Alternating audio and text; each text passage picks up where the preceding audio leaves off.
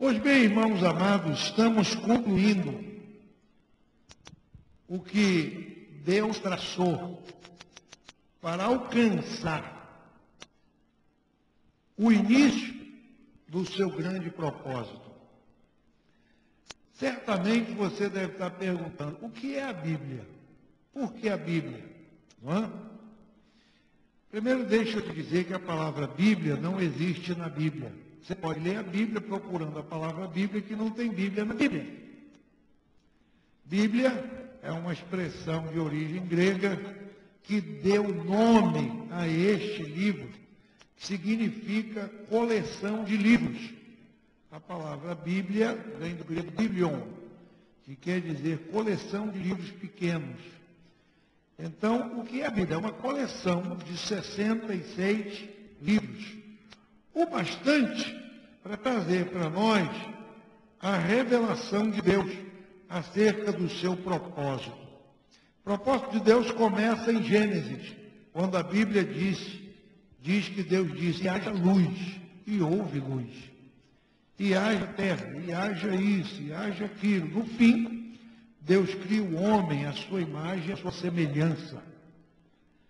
E estabelece para aquele homem que ele deveria viver para sempre na sua presença, crescendo, se multiplicando, enchendo a terra. Com a desobediência do homem, com a escolha do homem, e aí se você for ler as linhas teológicas, as linhas filosóficas, as linhas sociológicas acerca desse assunto, você pode soltar um parafuso da cabeça.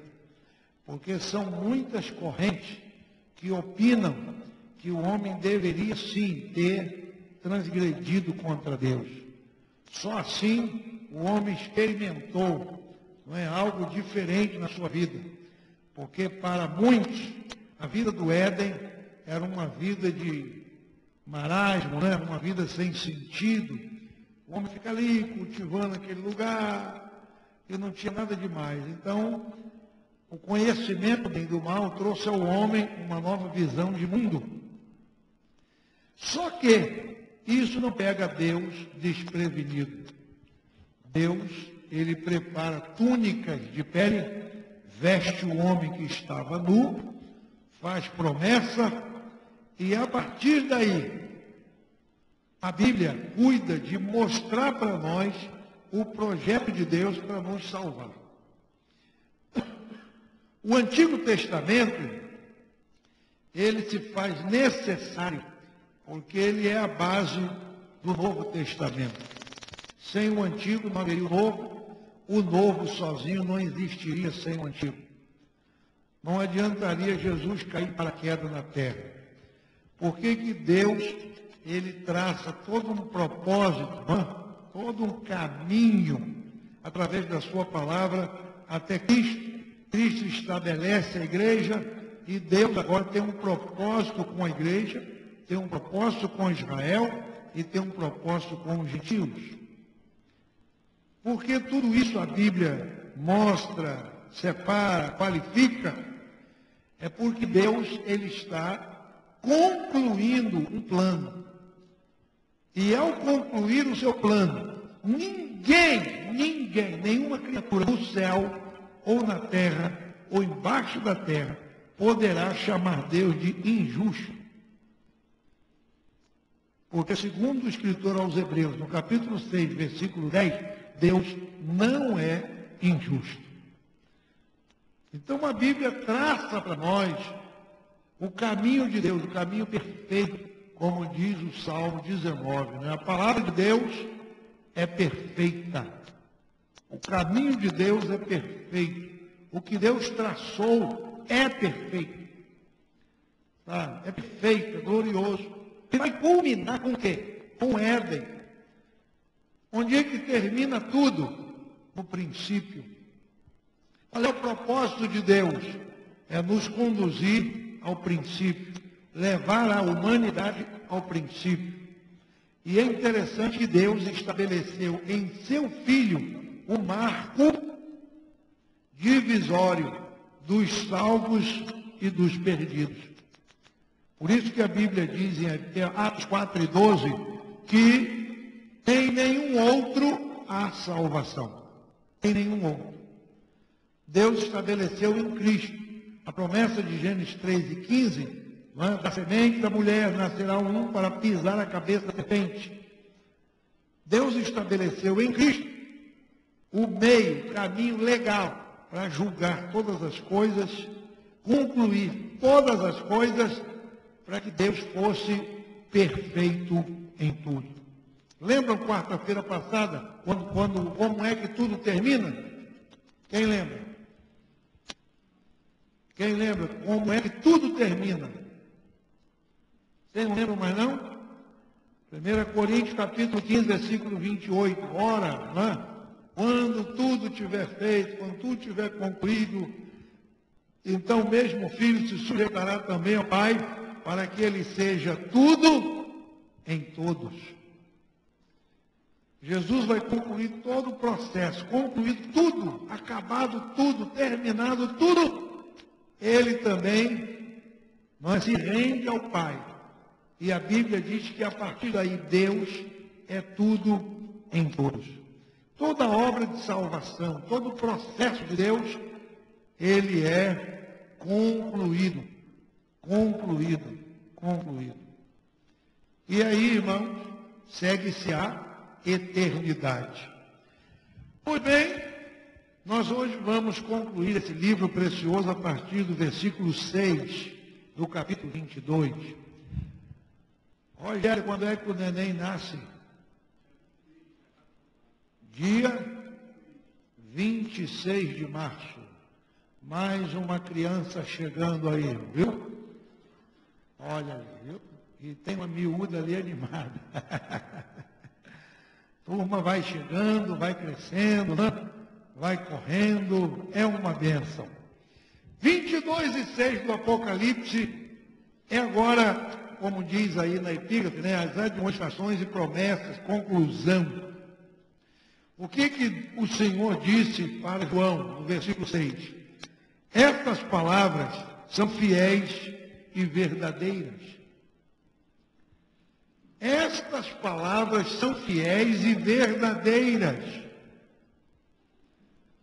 Irmão, todas as palavras de Deus, estas palavras são fiéis e verdadeiras.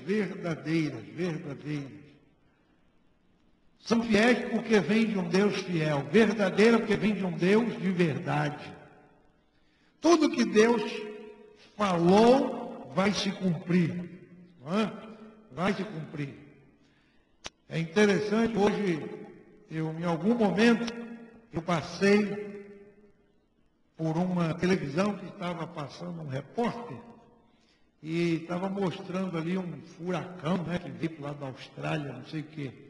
E eu me lembro que o que eu li, assim, é que os ventos chegaram a 280 quilômetros por hora. Que doideira! O vento está correndo mais que o Ayrton Senna nas pistas. Ayrton Senna corria quanto? A uns 220, por aí. O vento está correndo mais que ele, 280 quilômetros por hora.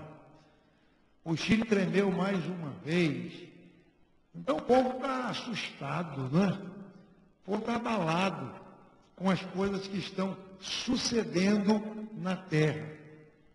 Tudo isso faz parte de um processo de Deus, para trazer uma conclusão, para trazer um fim a esse processo humano, para que se instaure o processo divino. Há quanto tempo existe a terra? Há quanto tempo existe o homem? E o que o homem tem feito sobre a terra? Apenas consumido. Consumido a terra. Destruído, enfim. E por aí vai. Então agora nós somos a geração que estamos colhendo o fim disso tudo. Nós somos a geração do fim. Então Deus está dizendo para João, estas palavras são fiéis e verdadeiras. A palavra de Deus é fiel. Ela não cai, ela não cai por terra. E o Senhor, o Deus dos santos profetas, enviou o seu anjo para mostrar aos seus servos as coisas que em breve hão de acontecer. Foi que Deus, é a mesma palavra que Deus usa, né?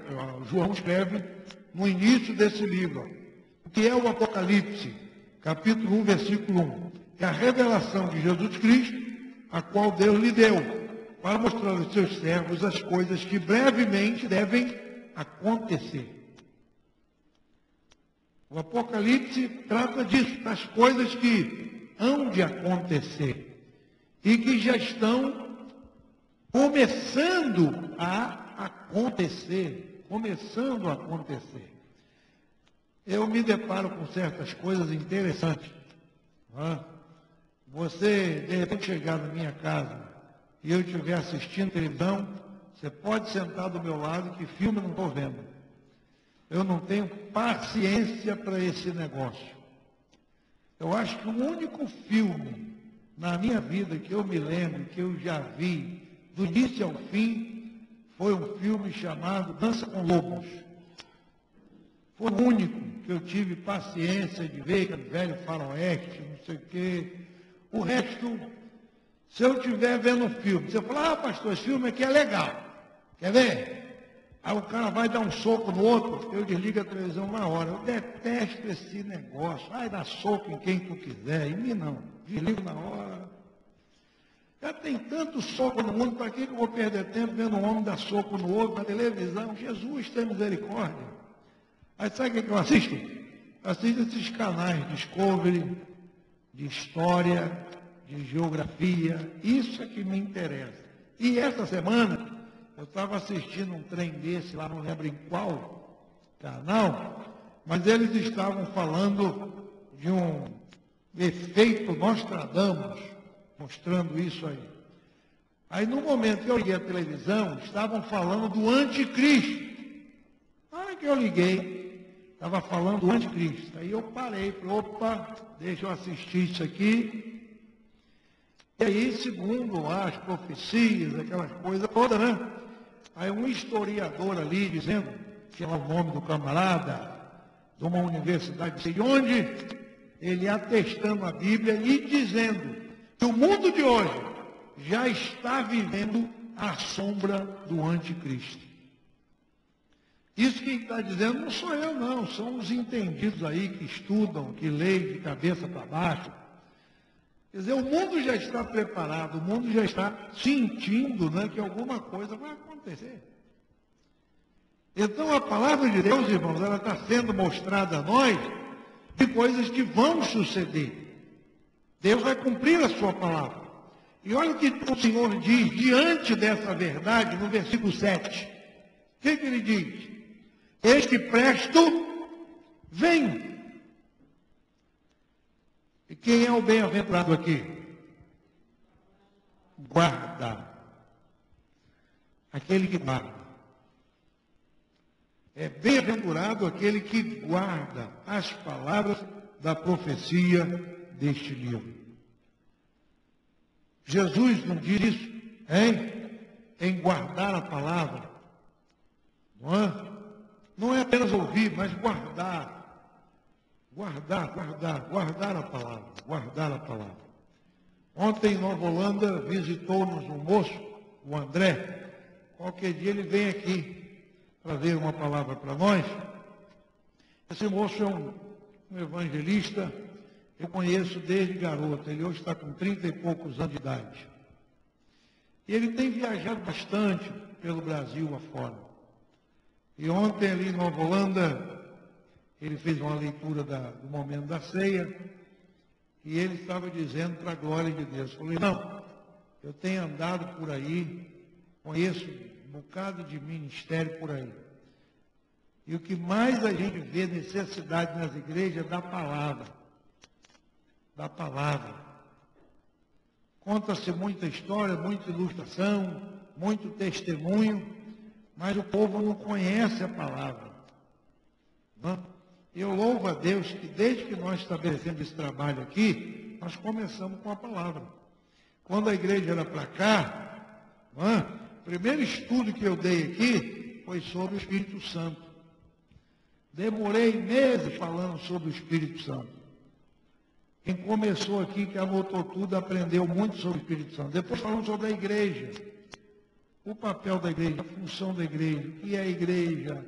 E até hoje, nós estamos ensinando a Bíblia. E qual é a função do crente nisso tudo? Para que Deus nos traz para cá? Hein? Para a gente guardar a palavra. Guardar, segurar essa palavra. Guarda o que tens. Não é? O que tens, retende-o. Guarda essa palavra. Guarda. Ontem à noite Deus me deu uma palavra. O próprio Deus me deu uma palavra. Está guardada. E eu vou pôr em prática o que Deus me falou ontem à noite, que eu quero ver o que Deus me disse. Eu quero ver se tornar realidade. Não é? Eu já estou orando por isso. E ontem Deus me deu uma palavra sobre isso que eu tenho orado. E eu vou orar mais. Porque eu quero ver essa palavra cumprida para a glória de Deus. Não é? Cumprida. Quando a gente recebe a palavra, a gente guarda. Maria fazia isso. Você lembra de Maria lá em Lucas? A Bíblia diz que um anjo falou uma coisa e tal, e a Bíblia diz, Maria guardava todas essas coisas no seu coração. Em vez de sair falando para todo mundo, olha, um anjo me apareceu e me contou. Não, Maria ouviu e guardava. O que Deus está pedindo aqui, irmãos, é para você guardar. Bem-aventurado aquele que guarda. Por que Deus diz aquele que guarda? Por quê? Por quê? Dona Eliana, por quê? Tem aquele que não guarda. Mas sabe? A Bíblia diz, bem-aventurado aquele que guarda. Por que Deus é específico quando diz aquele? Porque nem todos guardam. Sabe? Nem todos guardam. Quem guardar vai ser bem-aventurado. Quem guardar vai sentir seguro. Quem guardar não vai temer coisa alguma. Quem guarda a palavra de Deus, irmão, aconteça o que acontecer, haja o que houver, ele está firme na palavra. Guardou a palavra. Palavra que dá firmeza ao crente. Sabia disso? Palavra que dá firmeza. Eu hoje soube de uma história.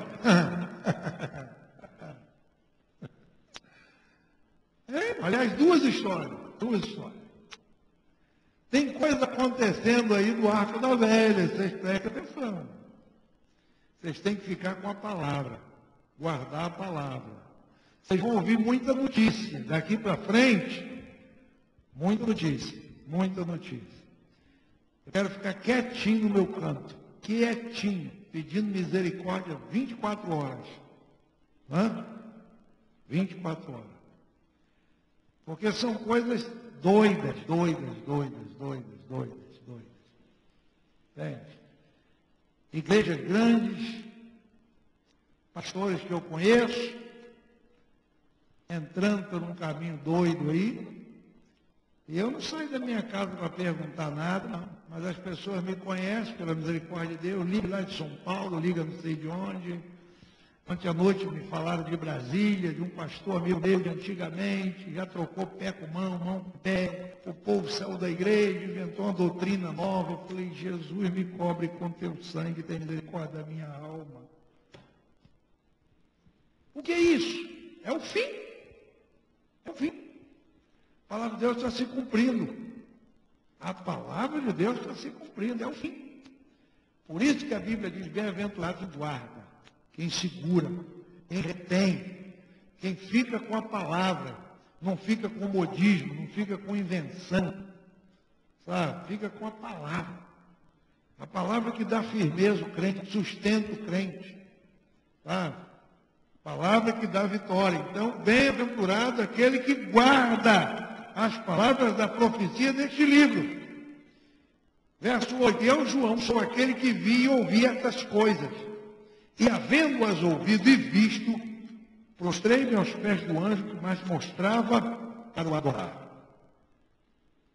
João estava tão, dizer assim, encantado, né?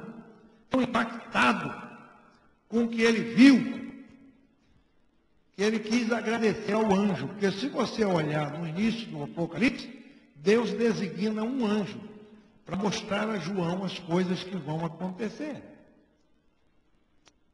Desde o início, tem um anjo acompanhando João, mostrando.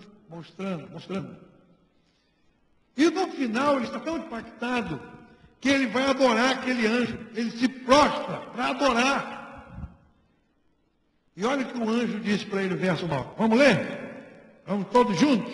Diz o quê? Como é que é? Olha, não faças. Por quê? Os profetas e dos que deste livro. Ponto. Qual é o mandamento aí? Adora a Deus. Não adora anjo, não. Ué, mas a Bíblia não diz que tem um anjo que acampa-se ao nosso lado? Tem. Eu acho que ao meu lado deve ter 10. Eu dou tanto trabalho para os anjos que um só é pouco. Não é? Tem que ter uns 10 para me guardar. Mas eu tenho que adorar anjo? Não. Mas olha o que Paulo fala aqui em Colossenses, capítulo 2. Porque quando Paulo fala isso é uma verdade. É uma realidade. Capítulo 2. Quer ver? Está aqui no versículo capítulo 2, meu Deus.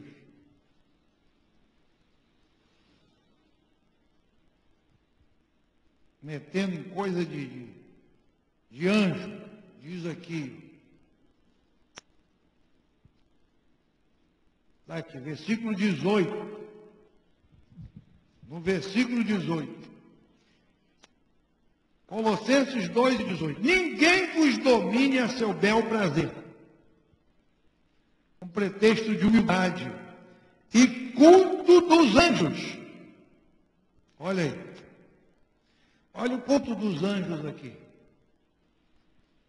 Ninguém vos domine a seu bel prazer, com pretexto de humildade e culto dos anjos, metendo-se em coisas que não viu,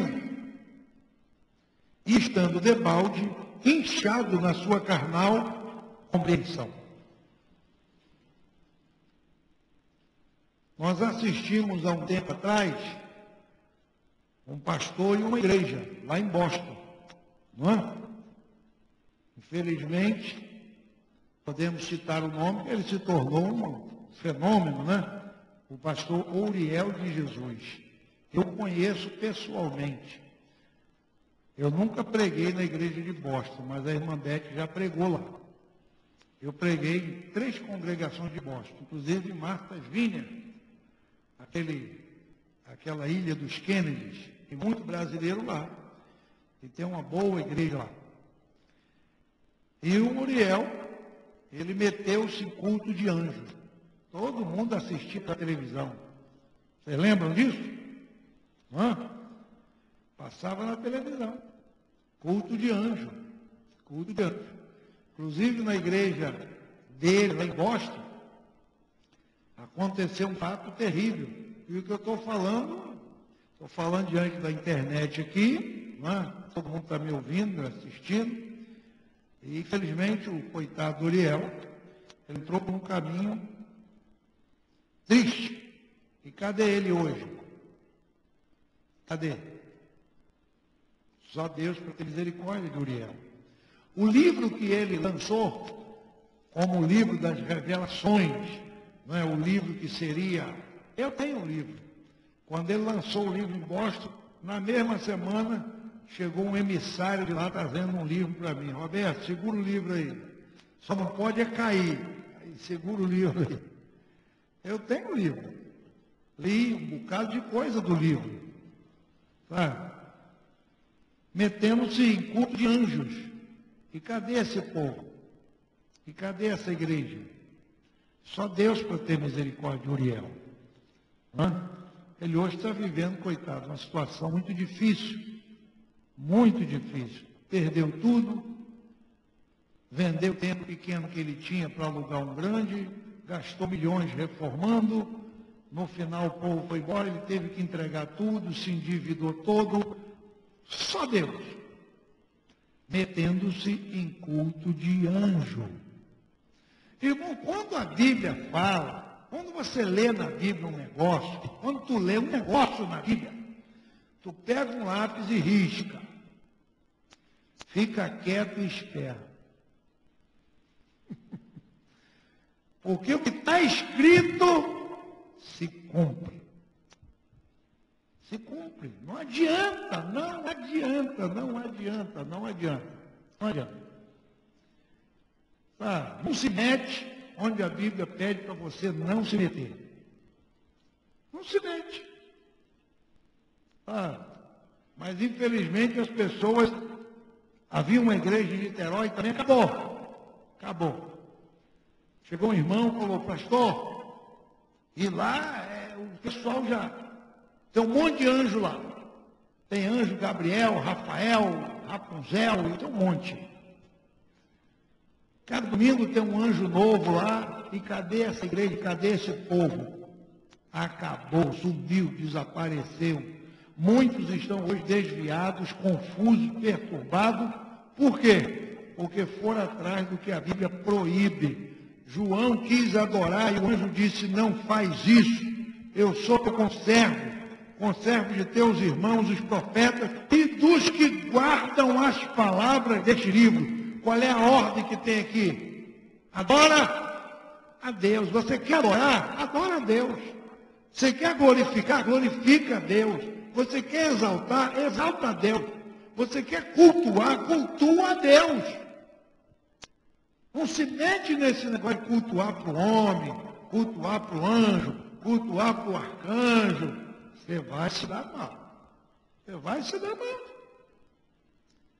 Adore a Deus. Qual é a ordem que tem lá no Salmo 45, verso 10? Abre lá. Salmo 45, verso 10. Tem uma ordem. Eu li esse salmo aqui um tempo atrás. Você não lembra mais não? É no verso 11. Verso 10 e 11. Vamos ler o 10 e 11.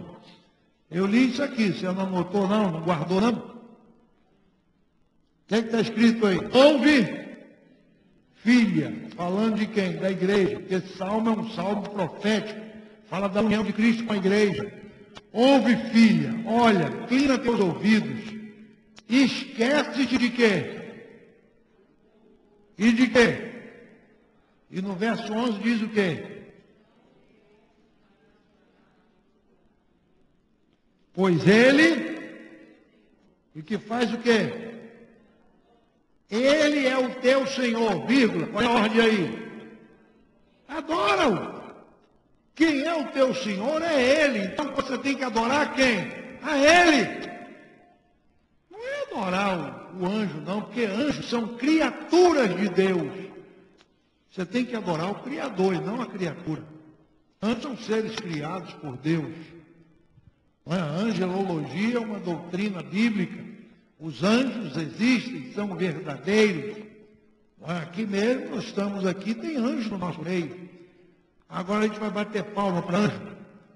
Ah, vamos dar um glória para o anjo. Nada disso. Glória aqui é para Jesus. Ó. Jesus aqui é quem manda. Ele é o Senhor da igreja. A Ele toda honra, toda glória e todo louvor para todos sempre. Amém.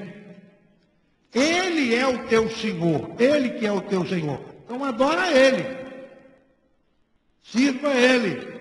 Reverencia a Ele. Tema a Ele. Tema a Ele. Tema a Ele. Tem que temer nem o diabo. Ah, pastor, ouvi falar que o diabo não tem nada com o diabo. Você serve o diabo? Você vive para o diabo? Não, então larga ele de mão. Larga ele para lá. Ah, mas eu vi falar que ele está na esquina. Assa lá e clama o nome de Jesus que ele some. Clama o nome de Jesus. Nós estávamos construindo a casa ali no Peixe, um dia de manhã, eu falei isso aqui. Eu passei de manhã para lá, na porta do cemitério, uma estátua lá, do que eles acham que é o diabo, né? Porque cada um pinta o diabo de um jeito.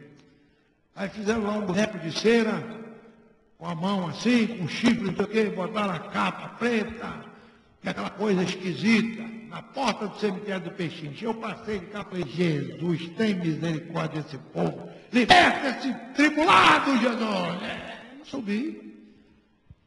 Resolvi o que tinha que resolver. Quando eu desço de volta ali, já tinha um caminhão da Conurb parado na calçada do cemitério, um camarada com a pé de cabra na mão,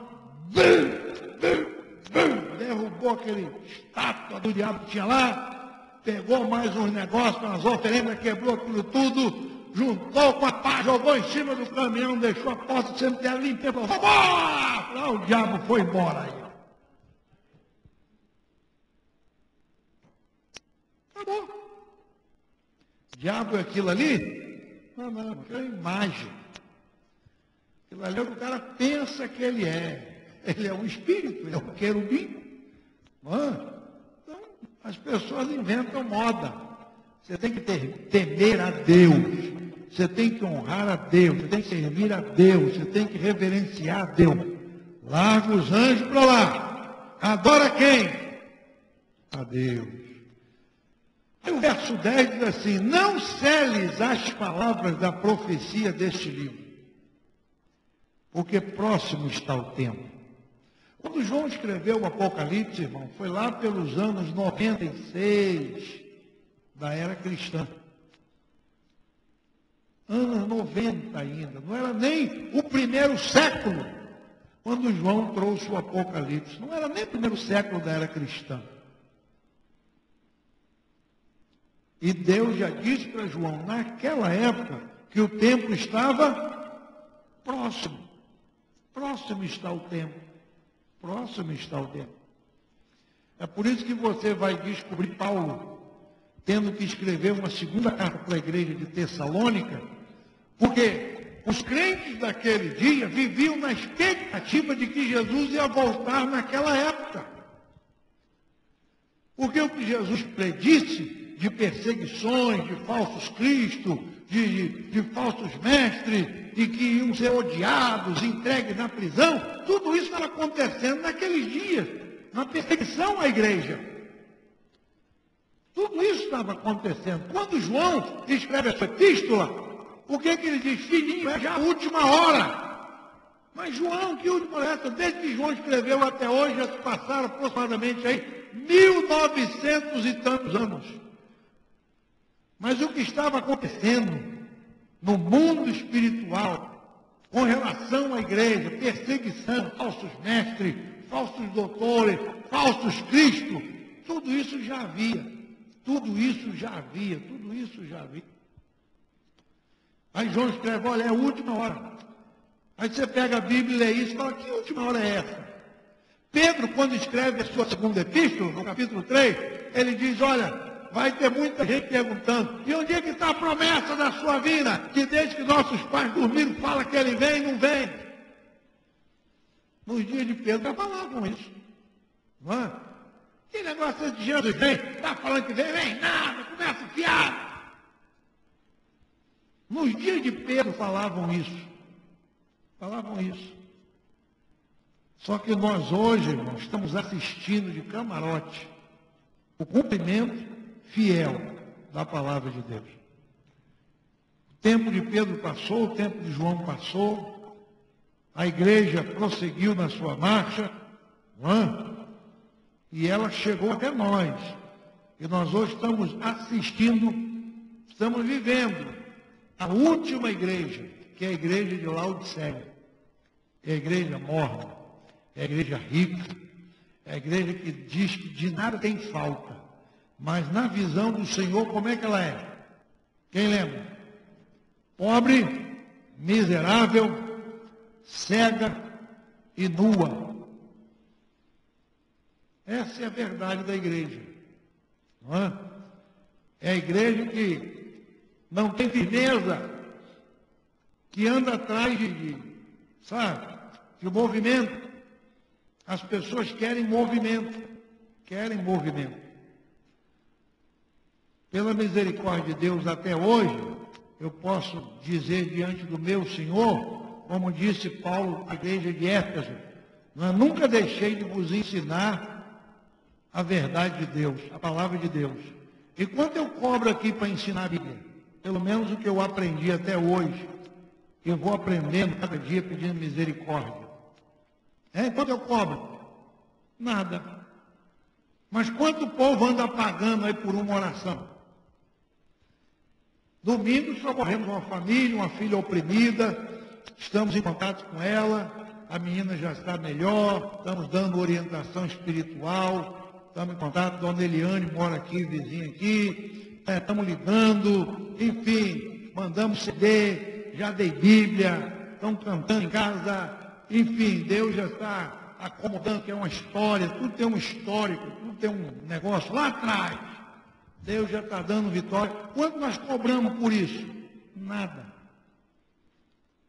Agora, infelizmente, vai procurar outros lugares aí. Quer ver sua filha liberta, moça? Tem que trazer um negócio aí. Quer seu marido de volta? A gente vai fazer uma oração que traz o marido de volta, mas tem que deixar alguma coisinha aqui no altar. E as pessoas pagam. Porque é mais fácil pagar do que aceitar o que a Bíblia diz. Não é? O que a Bíblia diz? Você tem que buscar Deus, você tem que esperar com paciência. Ninguém quer ter paciência. Vem aqui na igreja para mim orar, olha, tenho paciência. Não, não quero não. Vai na outra igreja, eu pago para você orar. Quanto é? Mas eu quero uma oração forte, poderosa. Quanto é? E aí pronto. As pessoas estão pagando para ser orado, para ser ungido, para ser benzido. Acabou. Mano. Entendeu? O mundo de hoje é esse aí. É por isso, irmãos, que a Bíblia está dizendo, próximo está o tempo. Próximo está o tempo. E qual é o tempo que nós estamos vivendo hoje? É o tempo do versículo 11. O que está escrito no verso 11 aí? Tem que acabar hoje. Meu Deus, ainda falta um bocado de versículo aqui, misericórdia. Quem é? Continue sendo injusto. Pode fazer. Quem está sujo? Vai se sujar mais ainda. Agora, quem é justo? Faça justiça ainda. E quem é santo? Quantas pessoas nós temos aí? Quantos tipos de pessoas nós temos aí? Dá uma olhada nesse versículo. Quantos tipos de pessoas temos aí? 2 tipos. 2. Os que sujam-se e são injustos, e os justos e os santos. Acabou. Sabe? Não tem um terceiro termo, não. Não existe um terceiro termo. Presta atenção na Bíblia. Sabe? Deus não dá margem para dizer assim, não, mas, peraí, pastor. Fala aqui, mas e quem está sujo? Não, mas quem está meio sujo. Meio, sim, quem está. Não é um injusto totalmente, não. Ele é meio injusto. Ele é, mas não é. Tem isso? Não, não tem.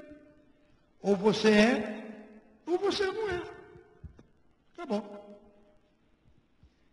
Ou você é santo e santifica-se ainda, ou você é sujo e suja-se ainda. Ou você é justo e pratica justiça, ou você é injusto e continua na sua injustiça. Não tem um terceiro termo, não tem uma terceira chance. Não. Não é? A Igreja Católica, num concílio, não me lembro se foi Trento, Nicéia, criou lá o purgatório, em 1500 e alguma coisa. Não é? A doutrina do purgatório. Um terceiro lugar. Não, o camarada, dependendo do que ele fez, ele vai para o estágio ali ele fica para purgar os seus pecados e tal, porque dali ou ele sobe ou ele desce. Tem isso na Bíblia? Não tem. Não tem. Não tem. Quem é santo? Santifique-se. Quem é sujo, suje-se. E é o que nós vamos ver hoje. É o que nós estamos vendo hoje. É o que nós estamos vendo hoje. Sabe? David Wilkerson escreveu um livro. E vocês ainda não leram esse livro. Toca a Trombeta em Sião. Quem já leu? Toca a Trombeta em Sião. Um livro antigo. Há mais de 30 anos atrás. David Wilkerson hoje está com quase 80 anos lá na Times Square, lá em Nova York. David Wilkerson está lá.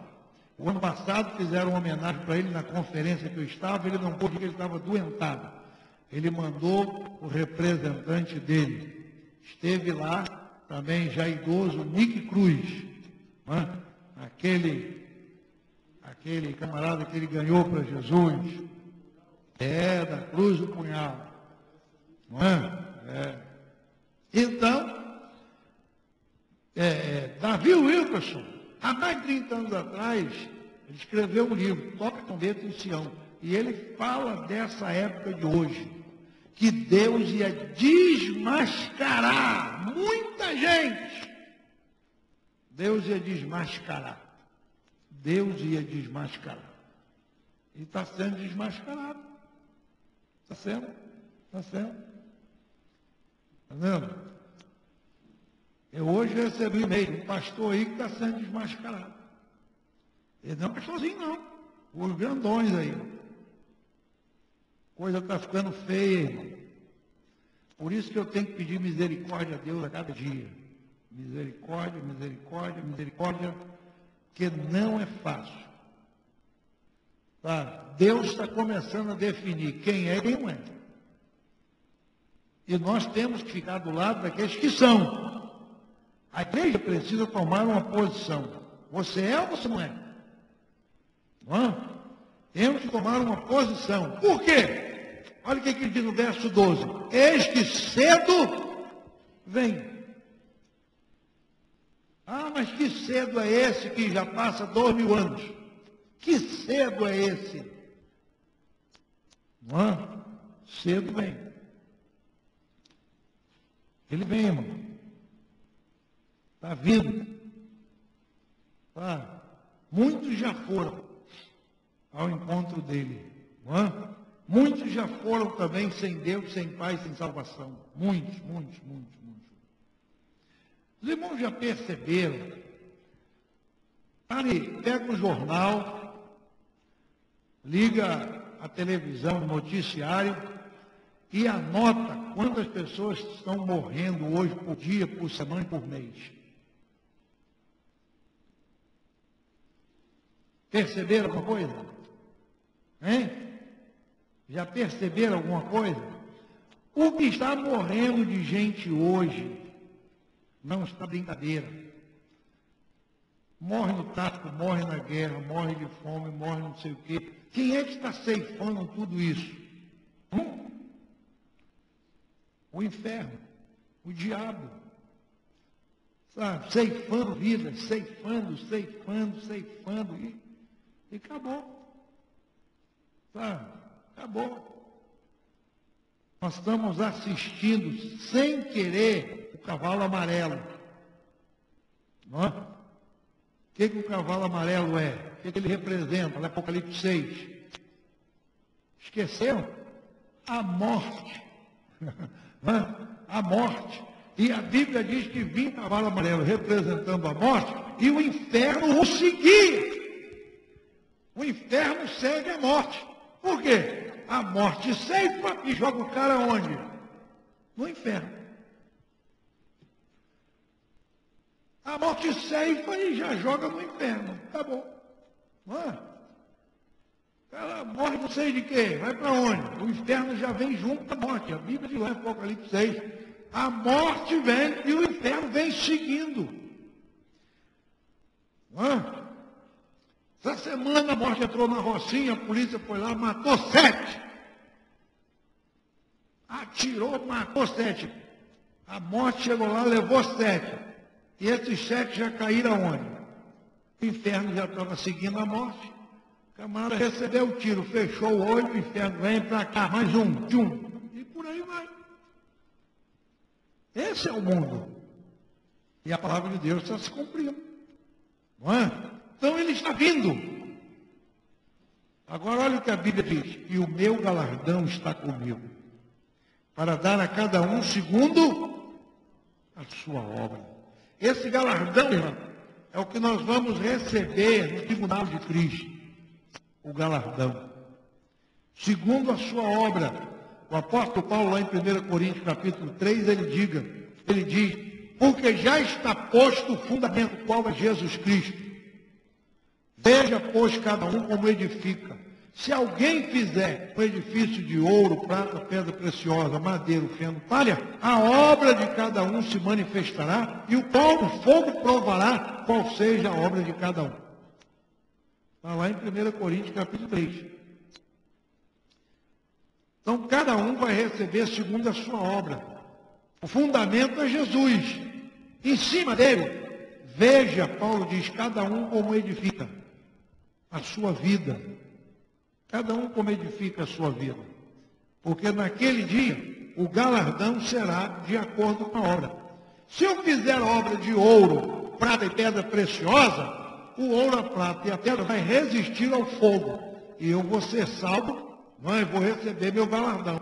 Agora, se eu aparecer lá no céu com a obra de madeira, feno e palha, fogo vai bater na madeira, no feno e na palha, vai fazer o quê? Lamber. Aí a Bíblia diz, todavia o tal será salvo. Mas por que vai ser salvo? Porque já está no céu, foi arrebatado. Não? As obras não salvam. Mas a Bíblia diz que a fé sem obra, ela é morta. Não? Nós não fazemos obra para a salvação. Nós fazemos obra por causa da salvação. É a Bíblia, o que a Bíblia diz. Você tendo bens no mundo e vendo teu irmão padecer necessidade e não socorrer, você peca. Então você, através da sua obra para Deus, você presta serviço. Não é? Você pode chegar aqui na igreja, fazer um excelente trabalho no anonimato,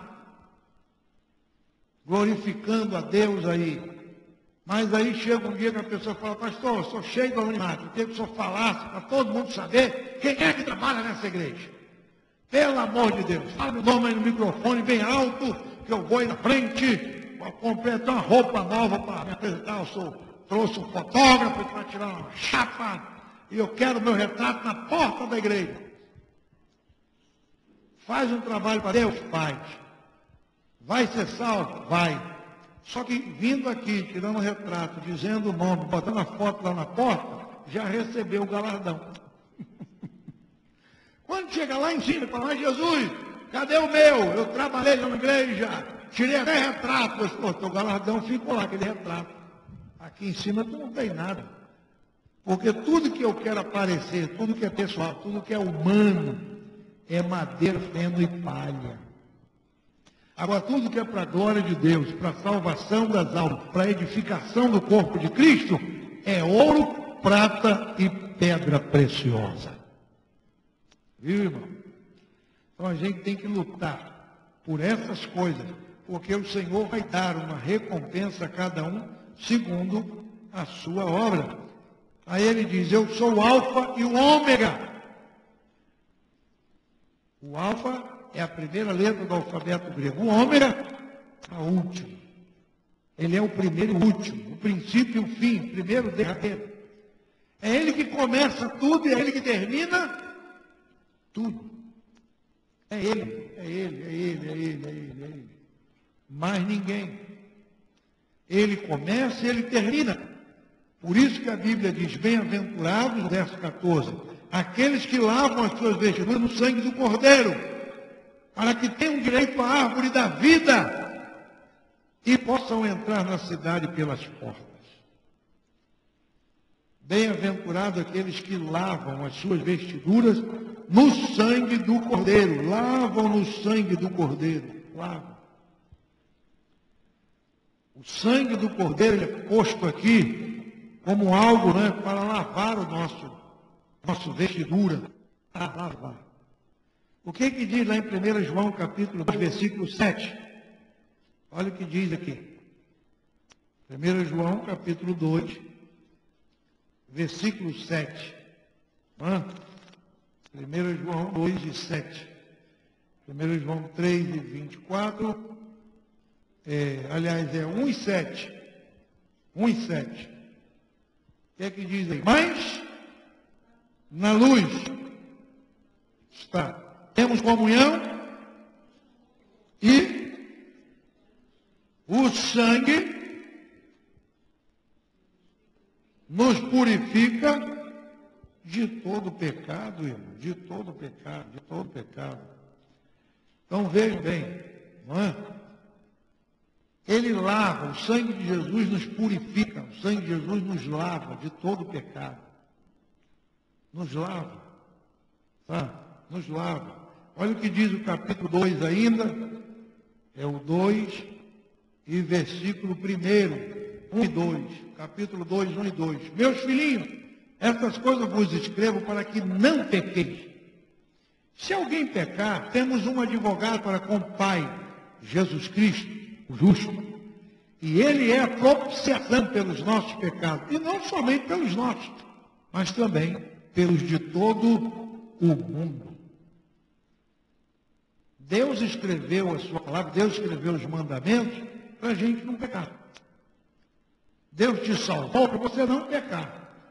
Deus te botou na igreja para você não pecar. Deus te tirou do mundo para você não pecar. Mas se alguém pecar, por um descuido, por um vacilo, não é? Pecou.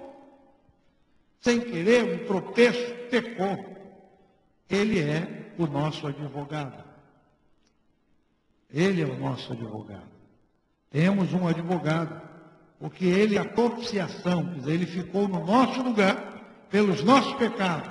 Não somente pelos nossos, mas também pelos de todo mundo. Por isso que aqui no Apocalipse 22, 14 diz: bem-aventurado aqueles que lavam as suas vestiduras no sangue do Cordeiro. No sangue. Para que possam entrar na cidade pelas portas. Que cidade é essa? É a nova Jerusalém, com as suas portas, não é? Com as suas colunas. Só vai entrar ali, irmãos, realmente os lavados pelo sangue de Jesus. É por isso que você tem que lavar-se, sabe? Você lembra que Jesus disse com o cego de nascença, lá em João 9, quando ele saía de Jerusalém?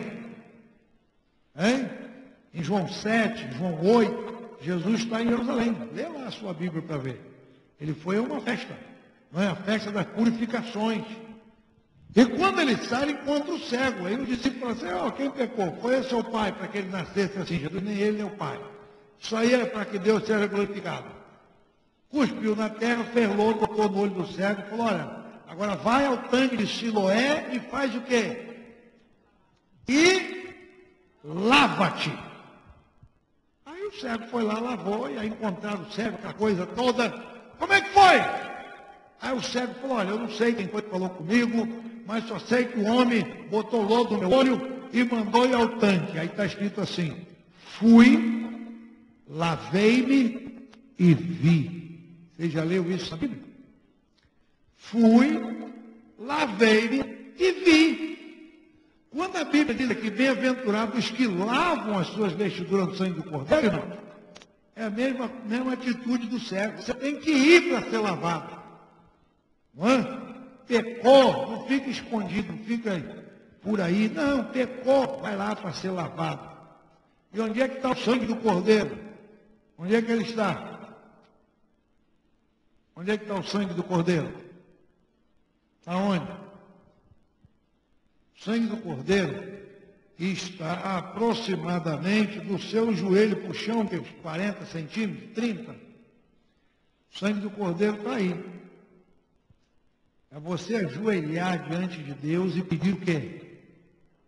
Misericórdia, perdão, purificação, santificação. Não é? E o sangue está aí para te lavar.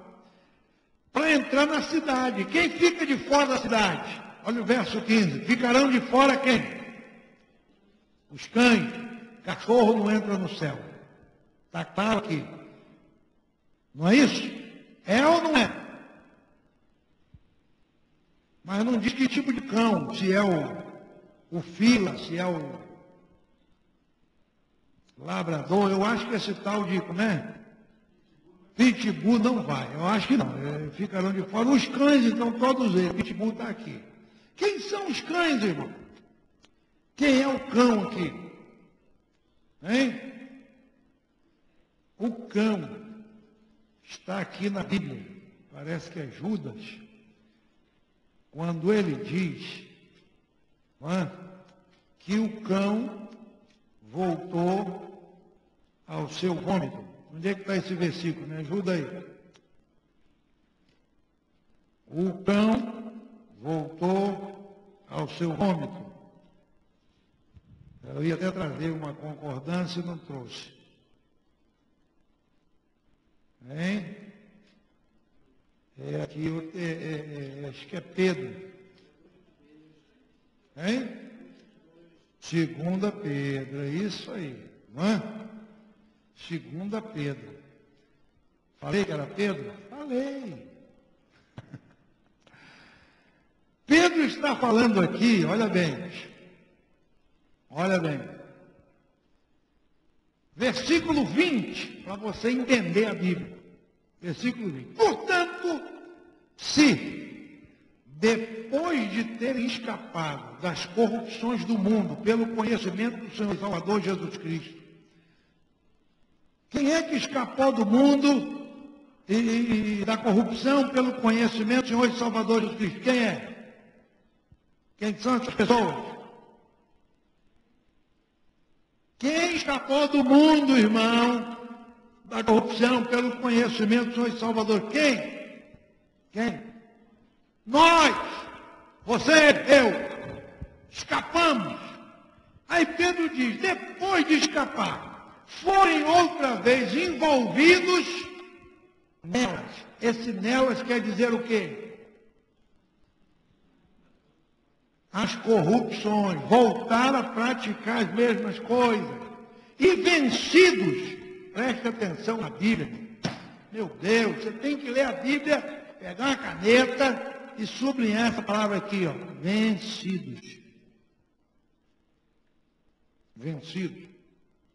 Uma coisa é eu e você pecarmos por descuido, por falta de vigilância, sabe? Por falta de santificação, por ser safado mesmo, que aí peca. Outra coisa é o que Pedro está dizendo aqui, presta atenção. A pessoa escapou da corrupção do mundo, conheceu o Salvador Jesus, depois foi outra vez envolvido e vencido. O pecado venceu a pessoa. Ele tornou a ser o quê? Escravo. Ele tornou a ser servo do pecado. O que é que a Bíblia diz aí? Tornou-se-lhe o último estado pior do que o primeiro. Por quê? Jesus falou que quando o Espírito sai, ele deixa a casa adornada, arrumada. Aquele espírito que saiu da vida da pessoa, olha de longe, fala lá, deu lugar! Aí o que Jesus falou? Aquele espírito convida outros 7 espíritos piores do que ele e entram de novo naquela pessoa. E o estado dele torna-se pior. Pior. E Pedro está falando disso aqui. Porque melhor lhes fora não conhecer o caminho da justiça do que, conhecendo-se, desviarem-se do santo mandamento que lhes fora dado. Desse modo sobreveio-lhes o que por um verdadeiro provérbio se diz. 2 pontos. O que é que diz aí? Como é o nome do negócio aí? O cão. Quem é que a Bíblia chama de cão? Fala! Aqueles que se desviam, aqueles que voltam para o pecado, eles são chamados de cão. Por isso que aqui em Apocalipse 22 e 15, diz, ficarão de fora os cães, os que foram vencidos pelo pecado. os que voltaram a praticar pecado. Está entendendo? Então é por isso que a Bíblia diz, guarda o que tens, vigia, ora, sabe, fica firme, pega a armadura de Deus, pega a Bíblia e busca o Senhor, e se santifica, e bem-aventurado que medita na minha palavra, não anda na bagunça do ímpio.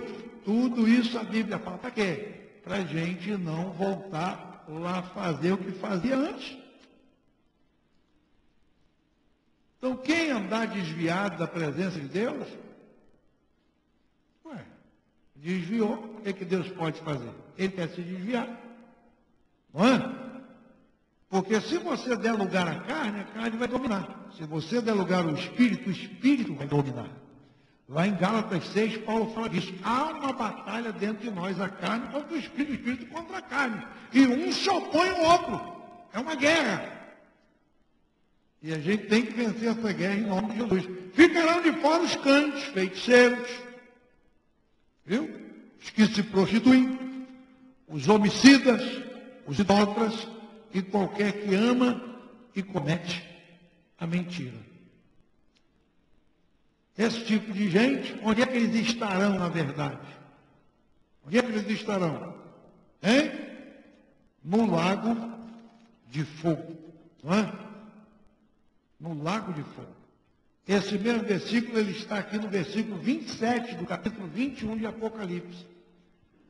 Capítulo 21, verso 27, diz, não entrará nela coisa alguma que contamine e cometa abominação e mentira, mas só os que estão inscritos no livro da vida do Cordeiro ficarão de fora. Aí o verso 16 está terminando. Eu, Jesus, enviei o meu anjo para vos testificar essas coisas nas igrejas. Eu sou a raiz e a geração de Davi, a resplandecente estrela da manhã.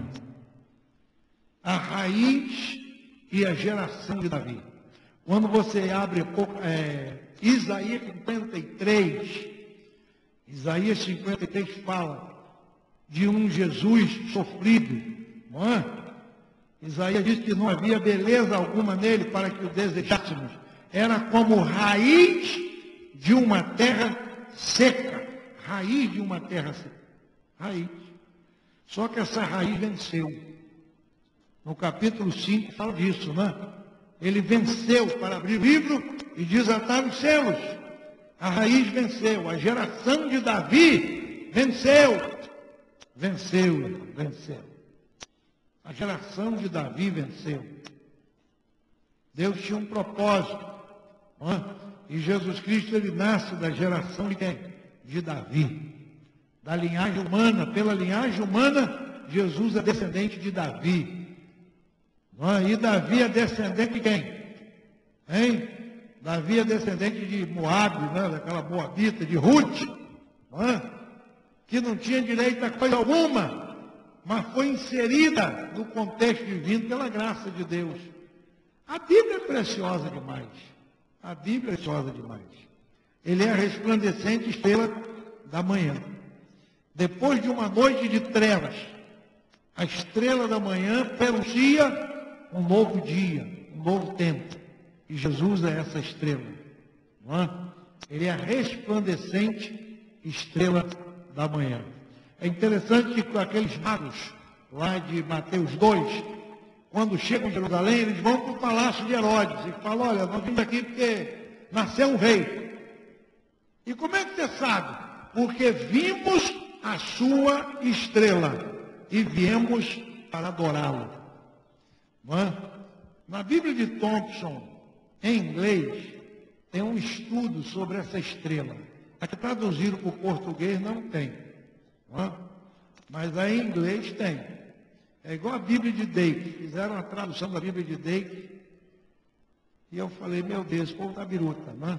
Traduzir Dake. E está dando uma controvérsia tremenda. Não é? Dake original é uma coisa, traduzido é outra. Eu tenho a Bíblia de Dake desde que eu tinha 16, 17 anos de idade. Eu estou com quase 100, não é? Quando lançaram a Bíblia de Thompson, Eu tenho a minha original até hoje lá em casa, custou não sei quantos dólares. Eu tinha uns 19 anos, mandei trazer, missionário Davi, lá da Rua da Constituição 14, livraria evangélica. Quando a gente queria algum livro bom, a gente ia lá. Aí Davi tinha um catálogo daquelas editoras da América, né, da Inglaterra, e ele trazia, importava livros. E eu lembro que eu gastava boa parte do meu dinheiro importando livros. Importando livros. Eu tenho livro em casa que ninguém tem. Já acabou, não imprime mais. Se eu quiser vender, ele vale um dinheirão. Não é? E livro tremendo. Por exemplo, pregando por tipos e metáforas da Bíblia, não tem mais. Benjamin Kish, não tem mais. Da Carey Publication, não tem mais. Acabou. Quem tem um livro daquele, não é? Tem toda a tipologia da Bíblia. Tudo que você imaginar da Bíblia tem ali. Tudo, tudo, tudo. Então, um livrão dessa grossura assim, ó, desse tamanho, assim, o tamanho dessa Bíblia, uns 3 vezes a grossura dela assim. Tem tudo de tipologia da Bíblia, tudo que você imaginar tem lá. É só ler. Uma letrinha miudinha. Tem muita coisa boa, irmão. Não é? E a gente tem que ler. Por isso Paulo falou, persiste em ler, ler. Bem-aventurado que lê. Você está lendo sua Bíblia?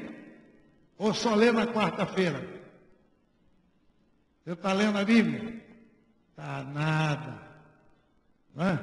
Só lê na quarta-feira e o Apocalipse, olhe lá. Porque eu falo dos versículos que eu já falei, vocês não lembram? Tem que ir guardando tudo na cabeça. Guardando. Não é?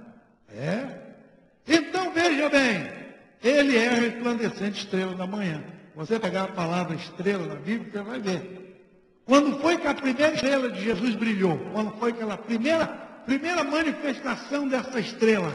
Lá em Gênesis 3:15, na promessa que Deus fez à serpente.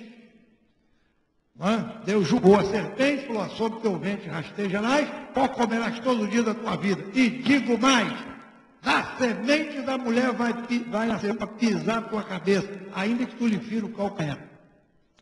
Pronto, começou a guerra. Não é? O diabo falou, vai pisar minha cabeça? Aí todo mundo que se levantava um pouquinho, já via lá.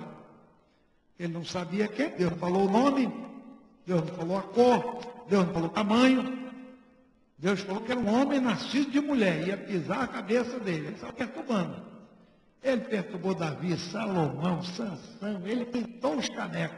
Só que nenhum desses pisou a cabeça dele. Aí lá na frente nasce quem? Jesus. E mesmo assim ele tentou, né? Quando os falaram que nasceu um rei, Herodes ficou com raiva, mandou matar os meninos tudinho de Jerusalém, 2 anos para baixo. Cumpriu-se a profecia de Jeremias. Jeremias profetizou o choro de Raquel, não é? Que não podia ser mais consolado pela morte de seus filhos. Jeremias profetizou isso. Então, irmão, a Bíblia é preciosa, não é? A Bíblia é a palavra de Deus. E o Espírito e a esposa dizem o quê? Versículo 17. O Espírito e a esposa dizem o quê? Vem! Quem é a esposa? A igreja. O Espírito e a esposa dizem, vem. E quem ouve? Hein? Vem. E quem tem sede? E quem quiser? Da água da vida. Os irmãos reparem, né, que o Espírito e a igreja dizem, vem. Quem ouve é para dizer o quê? Vem. E quem tem sede é para quê? Vem. E como é que termina aqui?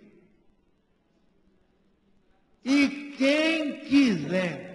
Presta atenção aqui. Presta atenção. Deus obriga alguém? Por que não obriga?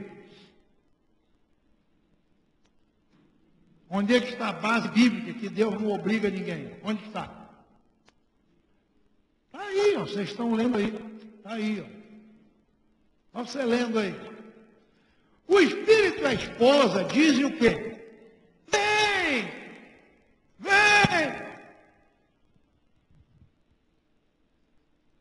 Quem ouve, quem abriu o ouvido para ouvir, quem der ouvido, vem. Quem tem sede, vem. Quem? A Bíblia não obriga. Todos têm que beber. Não. Quem tem sede? Eu não tenho sede, não. Tu tem? Eu não tenho, não. Davi falou, minha alma tem sede de Deus. Os outros falam, ih, tem sede de Deus. Só vive com sede de Deus. Eu não tenho sede de Deus. A Bíblia não obriga ninguém a ter sede de Deus, não. Quem tiver, vem. Quem quiser. A porta da igreja está lá aberta. Desde 7h pouca está aberta ali. Está aberto o portão. O culto está aqui dentro. A palavra de Deus está sendo ministrada. Já passou um monte de gente. Quantas pessoas passaram aí, Jorge? Você não contou, não? Devia ter contado. Não é? Quantos já passaram ali? E por que eles não passam e entram? Porque não querem. Não querem. Não é? O que eu vou fazer aí dentro? Isso aí não interessa. Eu não estou com sede de Deus. Eu não preciso desse negócio. Eu não quero vir a Bíblia. Eu não quero esse negócio de igreja. Eu não quero esse negócio de crente. A Bíblia não vai obrigar ninguém, não, irmão. Está pensando que Deus vai obrigar? Deus não te obriga a ser crente, não obriga eu a ser nada. Deus não obriga, não. Você está aqui porque você ama Jesus. Você está aqui porque ama Ele. Não é? Você está aqui porque Ele salvou. Ele fez uma obra na sua vida. E você está aqui, fiel a Ele. A Ele. Ele que você tem que ser fiel. Deus não obriga ninguém. Quem quiser. Quem quiser. Jesus disse isso várias vezes. Se alguém quiser ser meu discípulo, se alguém quiser, eu não obrigo, não. Quando você lê 1 Coríntios 15, o apóstolo Paulo diz lá que depois que Jesus ressuscitou, ele foi visto por mais de 500 irmãos. Está escrito lá em 1 Coríntios capítulo 15, logo no início. Foi visto por mais de 500 irmãos. Mas no Pentecostes, quanto tinham lá? Quase 120. A Bíblia não diz 120, fala quase 120. E o restante que viu, que ouviu, por que não estavam lá? Hein? Não foram, não interessaram. A Bíblia diz que mais de 500 viu Jesus. Mas no dia de inaugurar a igreja só tinha quase 120. O restante, os 380 e pouco, ficaram em casa, não interessa. Tu não vai ficar em Jerusalém? Não vou nada, aqui, não vou nada. Não tem paciência com esse negócio, não. Quem ficou, inaugurou a igreja, foi cheio do Espírito. Quem não ficou, paciência. Deus não vai obrigar ninguém. Por isso a Bíblia diz, quem quiser, quem ouve. O Espírito e a esposa, a Espírito Santo e a igreja tem o papel de dizer o quê? Qual é o papel da igreja? Vem, vem. Quando você encontrar alguém na rua, você diga para ele, vem. Fala de Jesus para alguém, vem. Esse é o nosso papel. Vem, vem, vem, vem. Vem, vem para a igreja, vem para Jesus, vem. Ah, não quero saber. Aí você fala, puxa, eu já falei para mais de 200 pessoas, ninguém quer vir, mas que coisa. Eu já li aqui, João 12, 26, não foi? João 12, 26? Ou 14? Eu li aqui, quando falei dos livros. Lembra? Que Jesus falou. Não é? É isso aí. Não, 12, 26 é o quem me serve, siga. É quando Jesus disse, é aqui, ó. É João 12, 48. Quem me rejeitar a mim e não receber as minhas palavras, já tem quem o julgue. A palavra que tenho pregado, essa o há de julgar no último dia. Quem ouve e não recebe, não tem problema. O papel da igreja é dizer bem. E quem quiser, aproveite. Quem não quiser aproveitar, irmão, paciência. Não é? Paciência. O verso 18 diz: eu testifico a todo aquele que ouvir as palavras da profecia deste livro que, se alguém lhe acrescentar alguma coisa, Deus fará vir sobre ele as pragas que estão escritas neste livro. Se alguém tirar qualquer palavra do livro dessa profecia, Deus tirará a sua parte da árvore da vida e da cidade santa que estão escritas neste livro. Então Deus disse: olha, ninguém pode acrescentar e ninguém pode tirar. A revelação de Deus está perfeita, completa, acabada, concluída. O resto é invenção. O resto é invenção. Não é? O propósito de Deus terminou, acabou. O que Deus quis? Trazer tudo para o princípio. Conseguiu? Conseguiu. Ah, mas se eu inventar moda, é contigo. E se eu achar que tem que acrescentar, é contigo. Se eu achar que tem que tirar, é contigo. Não é? Se alguém acrescentar, Deus vai vir as pragas sobre ele. Se tirar, Deus também tira. E aquele que testifica essas coisas diz: certamente cedo venho. Amém. Ora vem, Senhor Jesus. A graça de nosso Senhor Jesus Cristo seja com vós todos. Como é que encerra a Bíblia?